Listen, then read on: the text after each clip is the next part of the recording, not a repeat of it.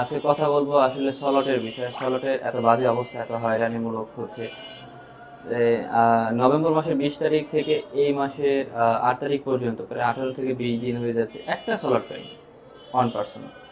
তো আমাকে আমার যে ক্লায়েন্ট গুলো আসছে আমার ইউটিউব ফেসবুকের মাধ্যমে বা আমার যে বিজনেসের পেজ পেজ আছে এর মাধ্যমে আসে, তারা বলে ভাই আপনি সবাই উঠাতে পারতেছে, আপনি কেন পারতেছেন না, সবাই পারতেছে, আপনি কেন পারতেছেন না।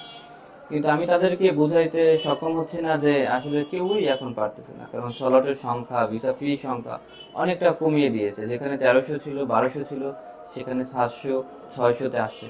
তো আমি তাদেরকে বুঝাইতে খুবই সক্ষম হচ্ছি না, কিন্তু কেন এতগুলো কমিয়ে দিল তাও জানি না। আবার যমুনাতে দেখি যে যমুনাতে বড় বড় যে ট্রাভেল এজেন্সি গুলো আছে, তারা কিভাবে জানি পারে, হয়তো বা কি ওরা 50টা 100টা ফাইল দেয়, তার ভিতরে 10টা 5টা উঠে। কিন্তু আমাদের ফাইলের সংখ্যা কম, যার কারণে হয়তো বা হ্যাকাররাও আগ্রহ কম করে, এই কারণে উঠতে পারতেছে না। আর আমরা নর্মালও পারতেছি না। আমার ল্যাপটপ, পিসি, তারপর আমি নিজেও আমার 2টা মোবাইল দিয়ে ট্রাই করলাম, 4টা সম্ভব হচ্ছে না।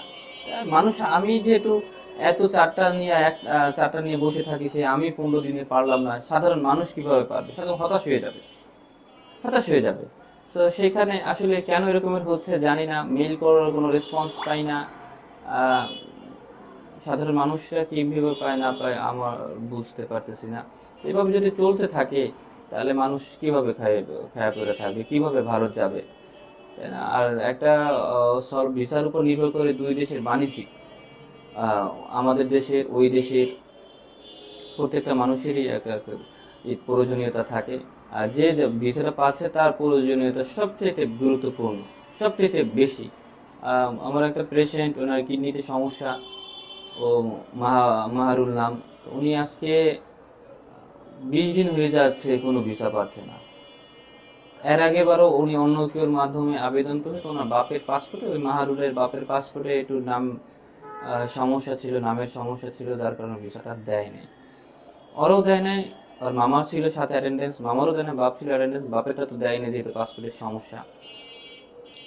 সেকেন্ডটা হচ্ছে যে আপনার আবার আমার কাছে আসে, ভাই কোনো ব্যবস্থা করেন। আমি কাগজপত্র ঠিক টুক করে টুরে আমি গত নভেম্বরের 12 তারিখে আমার কাছে আমি অ্যাপ্লিকেশন করছি, এখন ডিসেম্বরের 8 তারিখ। তাহলে এটা বুঝতে পারতেছেন কতদিন হয়ে যাচ্ছে, কিভাবে মানুষ করবে? যাই হোক, আমি আপনাদের কাছে রিকোয়েস্ট করবো, আর যদি ভারতীয় অ্যাম্বাসির কোনো ভালো মানুষ এই ভিডিওটা দেখে থাকেন, তাহলে তাদেরকে বলবো যে একটু স্লটের সংখ্যা বাড়িয়ে দিন, বা স্লটের সংখ্যা যদি না বাড়িয়ে দিন তাহলে যারা ভিসা অ্যাপ্লিকেশন করে তৈরি